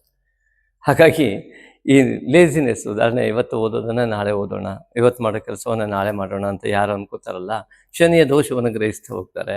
ಗುರು ದೃಷ್ಟಿ ಇಟ್ಟು ಶನಿಯನ್ನು ಮಾಡೋದಿಲ್ಲ. ಹಾಗಾಗಿ ಆ ಲೇಜಿನೆಸ್ಸಿಂದ ಏನಾಗುತ್ತೆ, ಶನಿಯ ದುಷ್ಫಲವನ್ನು ಅವರು ಅನುಭವಿಸ್ತಾರೆ ಆಲಸ್ಯದಿಂದ. ಹಾಗಾಗಿ ನಿಶೇಷ ಜಾಢ್ಯಾಪಹ, ಆ ಜಾಢ್ಯೆಯನ್ನು, ಯಾವ ಜಾಢ್ಯ ಇದೆಯಲ್ಲ ಆ ಆಲಸ್ಯ, ಅದನ್ನು ನಿಶೇಷ ಮಾಡುವುದೇ ಇವಿ ಅಂತ ಸರಸ್ವತಿಯನ್ನು ಕೇಳ್ಕೊಂಡಿದ್ದಾರೆ ವ್ಯಾಸಮುನಿಗಳು. ಹಾಗಾಗಿ ಆ ಒಂದು ಆಲಸ್ಯ ಎಲ್ಲ ಜ್ಞಾನವನ್ನು ಹಾಳು ಮಾಡಿಬಿಡುತ್ತೆ. ಹಾಗ ಆಲಸ್ಯದಿಂದ ಹೊರಬಂದರೆ ಶನೈಶ್ವರನ ಮಹಾ ಉತ್ತಮ ಫಲ ಪ್ರತಿಯೊಬ್ಬರಿಗೂ ಲಭ್ಯವಾಗುತ್ತೆ. ಹಾಗಾಗಿ ಇಲ್ಲಿ ಚತುರ್ಥದಲ್ಲಿ ಸುಖ ಸ್ಥಾನದಲ್ಲಿ ರಾಹು ಬಂದು ಮಾತೃ ಸ್ಥಾನದಲ್ಲಿ ಕುಳಿತಿರುವುದರಿಂದಾಗಿ ಮಾತೃಕಾರಕ ಚಂದ್ರನಿಂದ ಪೂರ್ಣಿಮೆ ಆಗಿ ಮನಸ್ಸು ಸಂಪೂರ್ಣ ಅತೃಪ್ತವಾಗಬೇಕು. ನೋಡಿ, ಇಲ್ಲಿ ರಾಹುವಿನ ದುಷ್ಫಲ ಮತ್ತು ಸತ್ಫಲ ಎರಡು ಅತಿ ಸುಲಭವಾಗಿ ಅರ್ಥೈಸಬಲ್ಲೆ ಅಂತ ನನಗೊಂದು ವಿಶ್ವಾಸ ಮೂಡ್ತು. ಯಾಕೆ ಅಂತ ಕೇಳಿದರೆ, ಈ ಸುಖ ಸ್ಥಾನ ಅಂದ ತಕ್ಷಣ ಆಯಿತು. ಈಗ ತೃಪ್ತಿ ಮತ್ತು ಅತೃಪ್ತಿ ಎರಡಿದೆ ಅಲ್ವಾ? ಈಗ ತೃಪ್ತಿ ಒಳ್ಳೆಯದು, ಅತೃಪ್ತಿ ಒಳ್ಳೆಯದು ಅಂತ ನೋಡಿದಾಗ ಎರಡು ವಿಭಾಗ ಆಗತ್ತೆ. ನೋಡಿ, ರಾಹುವಿನ ದುಷ್ಫಲದಿಂದ ಬರುವ ತೃಪ್ತಿ ಇದೆಯಲ್ಲ, ಅದು ಒಳ್ಳೆಯದಲ್ಲ. ರಾಹುವಿನ ಉತ್ತಮ ಫಲದಿಂದ ಬರುವ ತೃಪ್ತಿ ಒಳ್ಳೆಯದು. ಹಾಗೆ ಅತೃಪ್ತಿ ಕೂಡ, ರಾಹುವಿನಿಂದ ಅತೃಪ್ತಿ ಯಾವುದು ಉಂಟಾಗತ್ತೆ, ಅದು ಯಾವ ಮೂಲದಲ್ಲಿ, ದುಷ್ಫಲದಿಂದಲೋ ಸತ್ಫಲದಿಂದಲೋ ಅಂತ ಯೋಚನೆ ಮಾಡಬೇಕು. ಉದಾಹರಣೆ ಹೇಳಿದಾಗ ನಿಮ್ಗೆ ಅರ್ಥ ಆಗತ್ತೆ. ಉದಾಹರಣೆಗೆ ನಾನೊಂದು ಕೆಲಸ ಮಾಡ್ತಾ ಇದ್ದೀನಿ, ಉದಾಹರಣೆ ಅಧ್ಯಯನ ಮಾಡ್ತಾ ಇದ್ದೀನಿ ಅಥವಾ ಒಂದು ಯಾವುದೋ ಕೆಲಸ ಮಾಡ್ತಾ ಇದ್ದೀನಿ. ಆ ಕೆಲಸ ಮಾಡುವಾಗ ಕೆಲಸದ ಸಂಪೂರ್ಣತೆ ಮುಗೀತು ಕೆಲಸ. ನನಗನ್ನಿಸ್ತು ಇದು ಯಶಸ್ಸೇನೋ ಆಯಿತು, ಅದು ಇನ್ನೂ ಉತ್ತಮವಾಗಿ ಮಾಡ್ಬೋದಿತ್ತು ಅಂತ ಒಂದು ಅತೃಪ್ತಿ ಉಂಟಾಗತ್ತೆ. ನೆಕ್ಸ್ಟ್ ಟೈಮ್ ಮಾಡುವಾಗ ಇನ್ನೂ ಪೂರ್ವಭಾವಿಯಾಗಿ ಯೋಚನೆ ಮಾಡಿ ಸರಿಯಾಗಿ ಮಾಡ್ತೇನೆ ಅನ್ನುವ ಅತೃಪ್ತಿ ಇದೆಯಲ್ಲ, ಇದು ರಾಹುವಿನ ಸತ್ಫಲ. ಅದೇ ಕೆಲಸವನ್ನು ಕೊಟ್ಟಿದ್ದೇ ಅತೃಪ್ತಿ, ಯಾಕಾದ್ರೂ ನನಗೆ ಕೆಲಸ ಕೊಟ್ರಪ್ಪ ಇದನ್ನು ಅಂತ. ತೃಪ್ತಿಯೇ ಇಲ್ಲ, ಕೇವಲ ಸ್ಯಾಲ್ರಿಗೋಸ್ಕರ ಜಾಬ್ ಮಾಡೋದು. ನನ್ನ ಕೆಲಸ ಅಂತ ನಾನು ಮಾಡದೇ ಇರೋದು, ನನ್ನ ಜ್ಞಾನಕ್ಕಾಗಿ ನಾನು ಅಲ್ಲಿ ಮಾಡದೇ ಇರೋದು. ನನಗೆ ಎಷ್ಟೇ ಗೊತ್ತಿದ್ರೂ ಹಾಳಾದರೂ ಹಾಳಾಗಲಿ, ಬಿಟ್ಟರೆ ಬಿಡಲಿ ಅವ್ರ ಕೆಲಸ ಅಂತ ಮಾಡೋದು. ಅತೃಪ್ತವಾದ ರೀತಿಯಲ್ಲಿ ಮಾಡ್ತಕ್ಕಂಥದ್ದು. ಎಷ್ಟು ಸ್ಯಾಲ್ರಿ ಕೊಟ್ಟರು ಸಮಾಧಾನವೇ ಇಲ್ಲ. ಇದು ಕೂಡ ಆದರೆ ತಪ್ಪು ಅಂತಲ್ಲ, ಎರಡು ರೀತಿ ವಿಭಾಗ ಇದೆ, ಅದನ್ನೇ ಅರ್ಥೈಸ್ತಾ ಇದ್ದೇನೆ. ಹಾಗಾಗಿ ರಾಹುವಿನ ದುಷ್ಫಲಗಳು ಜೀವನದಲ್ಲಿ ನಮ್ಮ ಅಭಿವೃದ್ಧಿಗೆ ಯಾವುದೆಲ್ಲ ಬೇಕೋ ಅದಕ್ಕೆ ತೃಪ್ತಿ ಆಗಬೇಕು, ಇನ್ನೂ ಆಗಬೇಕು ಅದು ಅಂತ. ಯಾವಾಗ ನಮಗೆಲ್ಲಿ ತೃಪ್ತಿ ಇರ್ತಲ್ಲ, ಓ ಸಾಕಪ್ಪ ಎಷ್ಟು ಅಂತ, ಎಷ್ಟು ಯಾವುದರಲ್ಲಿ ನನ್ನ ಸಾಧನೆ, ಒಂದು ಹ್ಯಾಂಡ್ ರೈಟಿಂಗ್ ಬರಿತಾ ಇದ್ದೀನಿ, ನನ್ನ ಹ್ಯಾಂಡ್ ರೈಟಿಂಗ್ ಎಷ್ಟಿದೆ ಸಾಕಪ್ಪ, ನಂಗೆ ಸಾಕು. ಒಬ್ಬ ವಿದ್ಯಾರ್ಥಿ ಇದ್ದ, ನನಗಿನ್ನೂ ನೆನಪಿದೆ, ಚೆನ್ನಾಗಿದ್ದಾನೆ, ಬುದ್ಧಿವಂತ, ಯಾವ್ದು ಪ್ರಶ್ನೆ ಕೇಳಿದ್ರು ಹೇಳ್ತಾನೆ. ಪರೀಕ್ಷೆಯಲ್ಲಿ 35 ಮಾರ್ಕ್ಸು ಇಲ್ಲ 36 ಮಾರ್ಕ್ಸು ಎಲ್ಲ ಸಬ್ಜೆಕ್ಟಿಗೆ. ಇವನಿಗೇನಾಗಿದೆಯಪ್ಪ, ಕೇಳಿದ್ರೆಲ್ಲ ಉತ್ತರ ಕೊಡ್ತಾನೆ. ಕೂತ್ಕೊಂಡು ಮಾತಾಡಿದಾಗ ನನಗೆ ಅರ್ಥ ಆಯಿತು, ಈ ವ್ಯಕ್ತಿ ತೃಪ್ತಿದಾಯಕನಾಗಿದ್ದಾನೆ. ಏನು, ಪಾಸ್ ಮಾಡೋದಕ್ಕೆ 35 ಮಾರ್ಕ್ಸ್ ತಾನೆ, ಅಲ್ಲಿ ನಾವು ಪರೀಕ್ಷಾ ಹಾಲ್ನಲ್ಲಿ ಹೋದಾಗ ಒಂದು ಅರ್ಧ ಗಂಟೆಗೆ 35-36 ಮಾರ್ಕ್ಸಿಗೆ ಎಷ್ಟು ಬೇಕೋ ಅಷ್ಟು ಬರೆದಿಟ್ಟು ಸುಮ್ಮನೆ ಕೂತ್ಕೊಂಡ್ಬಿಟ್ಟಿದ್ದಾನೆ. ಏನಕ್ಕೆ ಮುಂದೆ ಇದು ಬರುತ್ತೆ ಸರ್ ಅಂತಂದ. ಮತ್ತು ಬರೀಯೋ ಬೇಡ ಸರ್, ಯಾಕೆ ಹೇಗೂ ಪಾಸ್ ಆಗುತ್ತಲ್ಲ ಸರ್, ನಂಗೆ ತೃಪ್ತಿ ಇದೆ ಸಾಕು ನನಗೆ ಅಂದ. ಅಂದರೆ ಯಾವುದರಲ್ಲಿ ಅತೃಪ್ತಿ ಪಡಬೇಕು ಅಲ್ಲಿ ತೃಪ್ತಿ ಅವನಿಗೆ ಅಲ್ಲಿ ಬರ್ತದೆ, ಆದರೂ ಸಾಕು ಇಷ್ಟು ಪಾಸ್ ಆದರೆ ಅಂತ ಹೇಳಿ 9ನೇ ಕ್ಲಾಸಲ್ಲಿ CBSE ಹೇಳಿದ ವ್ಯಕ್ತಿ. ಅಂದರೆ 10th ಚೆನ್ನಾಗಿ ಮಾಡ್ದೆ ಬಿಡಿ, ಅವನು ಕೊನೆಗೆ ಅದು ಅರ್ಥ ಆಯಿತು. ಅರ್ಥೈಸುವಲ್ಲಿ ದೇವರು ನನಗೆ ಸಾಮರ್ಥ್ಯವನ್ನು ಕೊಟ್ಟ, ಅವನಿಗೆ ಅರ್ಥ ಮಾಡಿಸಿಕೊಟ್ಟೆ. ಬಹಳ ಕಷ್ಟ ವಿಷಯ ಇದು. ಯಾಕೆಂದರೆ ಎಚ್ಚರ ಇದ್ದು ನಿದ್ದೆ ಮಾಡೋನು ಎಬ್ಬಿಸೋದು ತುಂಬ ಕಷ್ಟ ಕಣ್ರಿ. ಆದರೆ ನಿದ್ದೆ ಮಾಡಿದ್ದವ್ರನ್ನ ಬೇಗ ಎಬ್ಬಿಸ್ಬೋದು. ಇದು ಎಚ್ಚರ ಇದ್ದು ನಿದ್ದೆ ಮಾಡುವ ವ್ಯವಸ್ಥೆ ಇದೆಯಲ್ಲ, ರಾಹುವಿನ ದೋಷ. ಹಾಗಾಗಿ ಈ ರಾಹುವಿನ ಒಂದು ದೋಷ ಅನ್ನೋದು ಅತೃಪ್ತವಾಗುವಂಥದ್ದು. ನಮ್ಮ ಉತ್ತಮ ಅಭಿವೃದ್ಧಿಯತ್ತ ಹೋಗುವ ಹೆಜ್ಜೆಯಲ್ಲಿ ನಾವು ಅತೃಪ್ತರಾಗಿ ಇದ್ದು ಮತ್ತೆ ಮತ್ತೆ ಅದನ್ನು ಅಪ್ಡೇಟ್ ಮಾಡ್ತಾ ಹೋಗಬೇಕು. ಎಲ್ಲಿ ಅದು ರಾಹುವಿನ ಸತ್ಫಲ ಛಲ ಆಗತ್ತೆ. ಅದೇ ಹಠ, ನಂಗೆ ಇಷ್ಟ ಸಾಕಪ್ಪ ಹಠ, ನಂದು ಈ ರೀತಿಯಾಗಿರುವ ಹಠದ ಭಾವನೆ ಇದೆಯಲ್ಲ, ಬೇಕು ಅಂದ್ರೆ ಬೇಕೇ ಬೇಕು.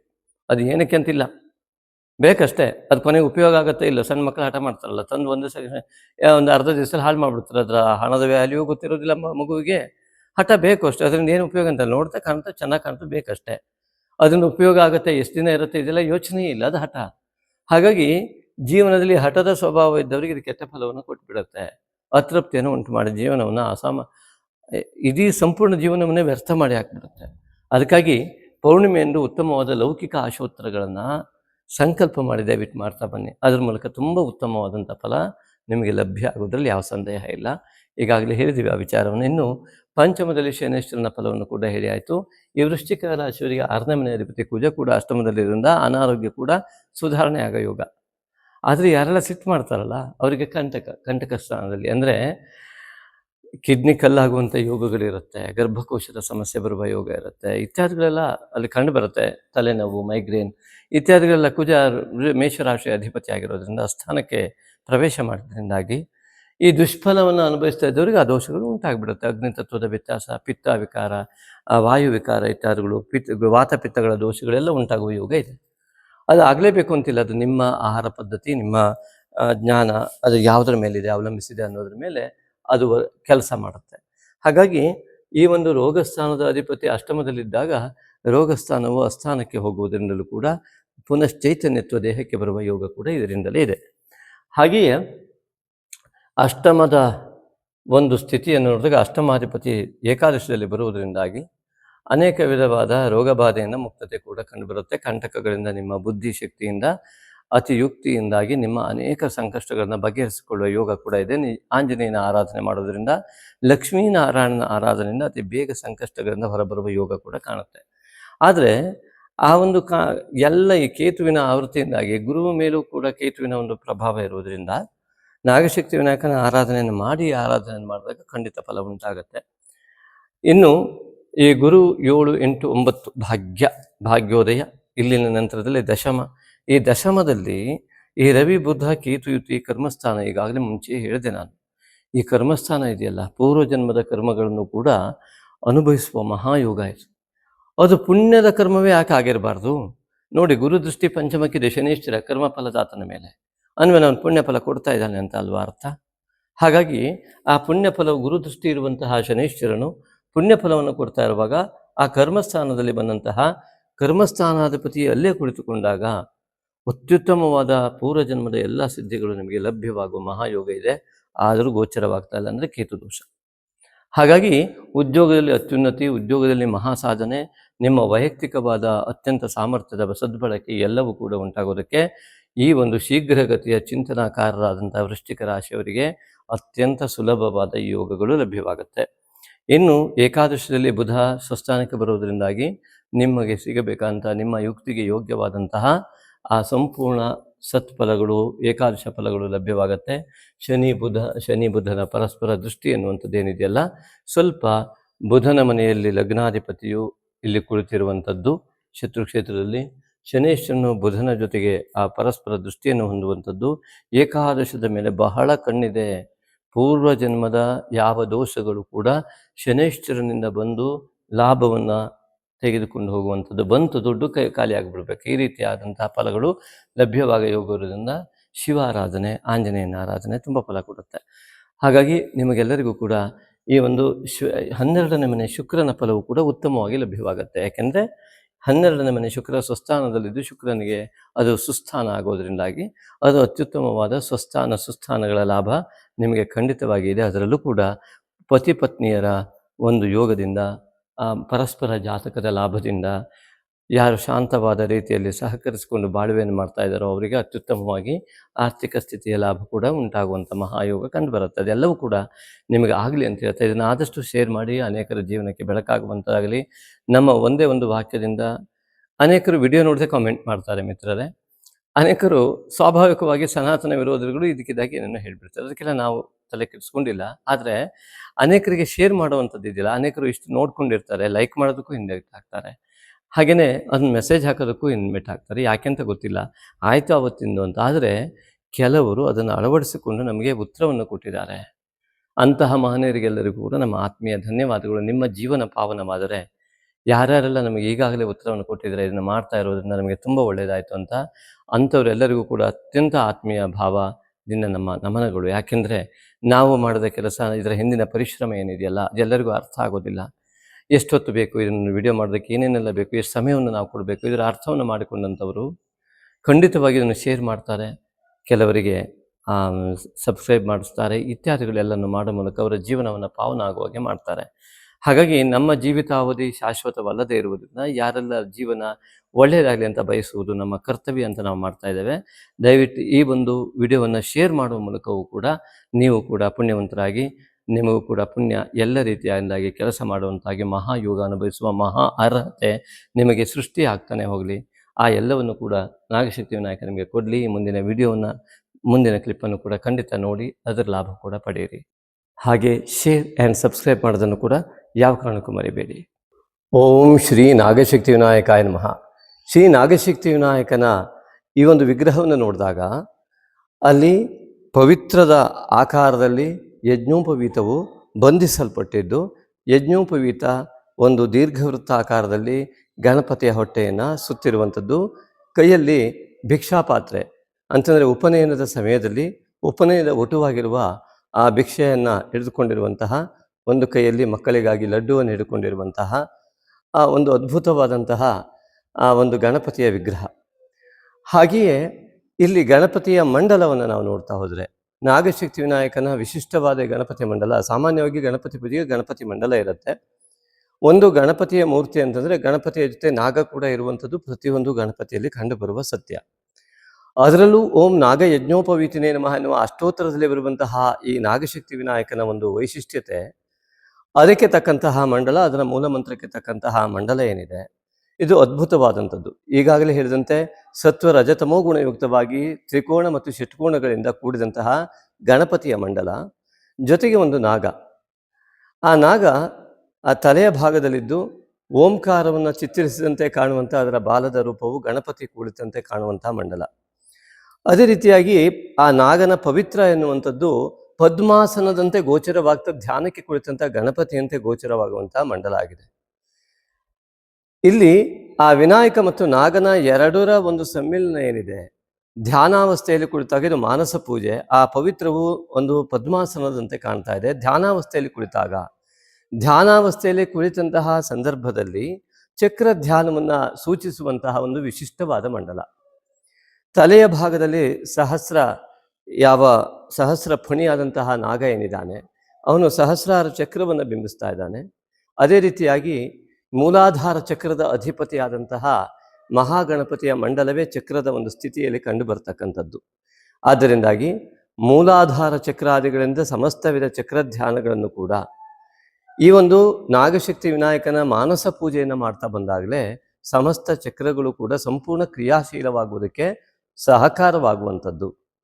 ಹಾಗಾಗಿ ಯೋಗ, ಧ್ಯಾನ ಇತ್ಯಾದಿಗಳಲ್ಲೂ ಆತ್ಮ ಸಾಕ್ಷಾತ್ಕಾರಕ್ಕೂ ಯಾವ ವಿಘ್ನಗಳಿದೆ, ನಮ್ಮ ಪೂರ್ವಜನ್ಮದ ಎಲ್ಲ ಪುಣ್ಯಾವಶ್ಯಕಕ್ಕೆ ಪ್ರತಿಬಂಧಕಗಳಾಗಿರುವಂತಹ ಯಾವ ಮಾಯೆ ಇದೆ, ಅವೆಲ್ಲವನ್ನು ಕೂಡ ಸಂಪೂರ್ಣ ನಿವೃತ್ತಿ ಮಾಡಲಿಕ್ಕೋಸ್ಕರವಾಗಿ ಈ ಒಂದು ಚಕ್ರ ಧ್ಯಾನವನ್ನು ಗಮನಿಸ್ತಾ ನಾವು ಮಾಡಬೇಕಾಗುವಂಥದ್ದು. ಅಂದರೆ ಮಾನಸ ಪೂಜೆಯನ್ನು ಮಾಡುವಾಗ ಈ ನಾಗಶಕ್ತಿ ವಿನಾಯಕನ ವಿಗ್ರಹವನ್ನು ಮನಸ್ಸಿನಲ್ಲಿ ಧ್ಯಾನಿಸಿಕೊಂಡು ಆ ಮಂಡಲವನ್ನು ನಮ್ಮ ಮೈ ಮೇಲೆ ಆರೋಪಿಸಿಕೊಳ್ಳಬೇಕು.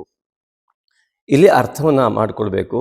ಎದುರುಗಡೆ ಕಣ್ಣನ್ನು ಮುಚ್ಚಿದಾಗ ಎದುರುಗಡೆ ಆ ಶ್ರೀ ನಾಗಶಕ್ತಿ ವಿನಾಯಕನ ಆ ಒಂದು ದಿವ್ಯವಾದ ಭವ್ಯವಾದ 8 ವರ್ಷದ ಬಾಲಕನ ಹಸನ್ಮುಖಿಯಾದ ಮುಗ್ಧ ಬಾಲಕನ ಒಂದು ಪ್ರತಿಮೆಯನ್ನ ಮನಸ್ಸಿನಲ್ಲಿ ನಾಗ ಯಜ್ಞೋಪವೀತಧಾರಿಯಾಗಿ ನೆನೆಸ್ಕೊಳ್ಳುವುದರ ಜೊತೆಗೆ ಈ ಭವ್ಯವಾದ ವಿಗ್ರಹವನ್ನು ನೆನೆಸ್ಕೊಳ್ಳುವುದರ ಜೊತೆಗೆ ನಾವು ಧ್ಯಾನಕ್ಕೆ ಕುಳಿತಾಗ ಪದ್ಮಾಸನ, ಅದೇ ನಾಗನಿಂದಾಗಿ ಬಂದಂತಹ ಯಾವ ಪವಿತ್ರ ಒಮ್ಮೆ ಪದ್ಮಾಸನ ಹಾಕಲಿಕ್ಕೆ ಆಗದೇ ಇದ್ದವರಿಗೆ ಪದ್ಮಾಸನದ ಪರಿಕಲ್ಪನೆಯನ್ನು ಮಾಡಿಕೊಂಡು ಆ ಧ್ಯಾನವನ್ನು ಮಾಡ್ತಾ ಹೋಗುವುದು, ಮಾನಸ ಪೂಜೆಯನ್ನು ಮಾಡ್ತಕ್ಕಂಥದ್ದು. ಆದ್ದರಿಂದ ಆ ಮಾನಸ ಪೂಜೆಯನ್ನು ಮಾಡುವಾಗ ಆ ಚಕ್ರದ ಒಂದು ವ್ಯವಸ್ಥೆಯನ್ನು ಕಾಣ್ತಾ ಇದೆ. ಆ ರೀತಿಯಾಗಿ ಇಡೀ ನಮ್ಮ ದೇಹ ಕುಳಿತಿದೆ. ಆ ದೇಹದ ಒಂದು ನೋಡಿ, ಆ ಸಂಪೂರ್ಣ ಮಂಡಲ ಒಂದು ದೇಹದ ಆಕಾರವನ್ನು ಒಂದು ಗಣಪತಿ ಕುಳಿತಂತೆ ಒಂದು ಕಂಡು ಬರುತ್ತೆ.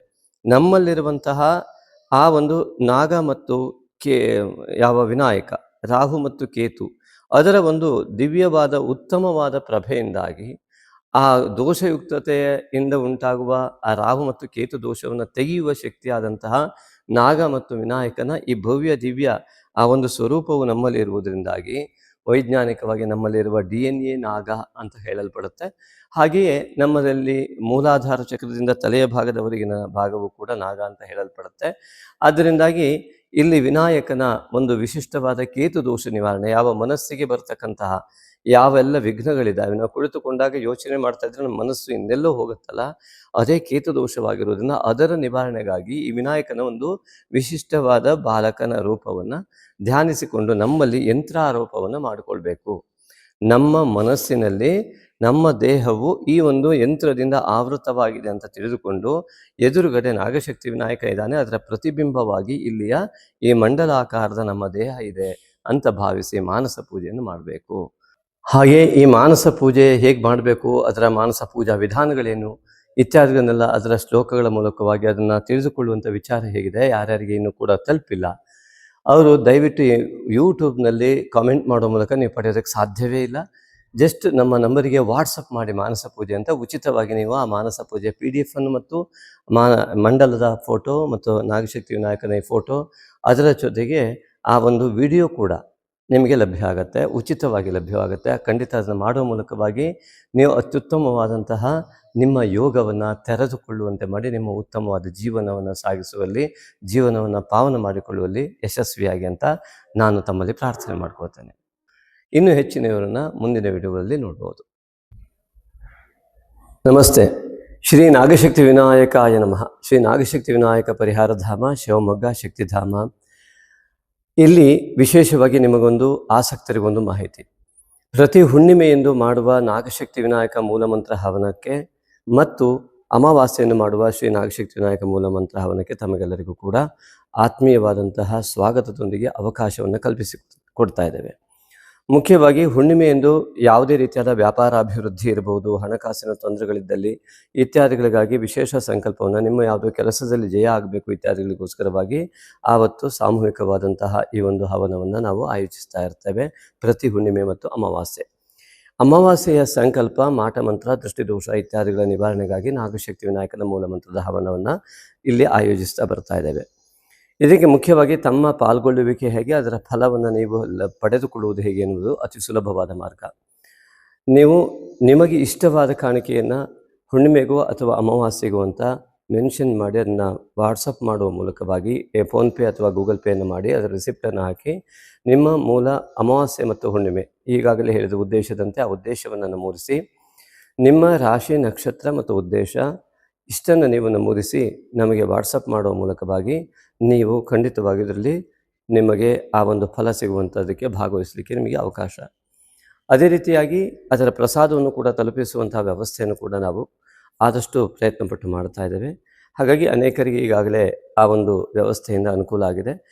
ನಮ್ಮನ್ನು ಸೃಷ್ಟಿಸಿದ ದೇವರಿಗೆ ಋಣಿಯಾಗಿ ದಾನದಲ್ಲೇ ಶ್ರೇಷ್ಠವಾದ ದಾನವಾದ ಸಾತ್ವಿಕ ದಾನವನ್ನು ಮಾಡಲು ಸಹೃದಯ ಆಸಕ್ತ ದಾನಿಗಳಿಗಿದು ಪುಣ್ಯಕಾಲ.